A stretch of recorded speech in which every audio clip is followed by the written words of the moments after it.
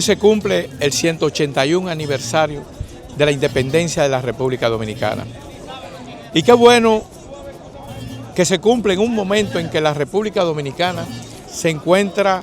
en una situación de progreso, de cambio, de mejoría en lo que tiene que ver con la economía, con la educación,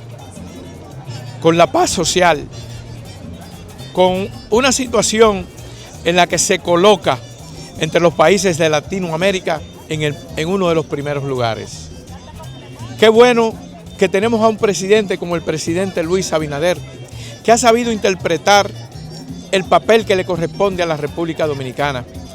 y que tiene como base fundamental entre sus asuntos de planificación y ejecución diaria el llevar la política internacional en la República Dominicana, ejecutada a través del Ministerio de Relaciones Exteriores, que dirige muy oportunamente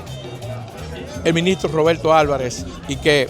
ejecuta a través de los diferentes viceministros, entre ellos el viceministro Opinio Díaz, que mantienen siempre al día y constantemente a cada uno de los cónsules, a cada uno de los representantes que tiene la República Dominicana fuera de la isla. Por ello, hoy hemos querido en Aruba hacer esta celebración sencilla, pero significativa. Esta celebración en la que hemos convocado y llamado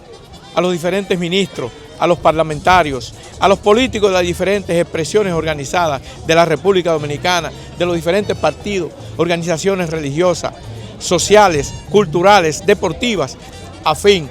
de que hoy nos olvidemos de todos los colores de los partidos que hay en la República Dominicana y nos cobijemos todos en los tres colores que simbolizan la patria, el rojo, el azul y el blanco, que son los colores que nos representan. Ese es el significado grande del día de hoy y por eso hoy aquí con alborozo, con gozo, con alegría, celebramos el 181 aniversario de la independencia de la República Dominicana.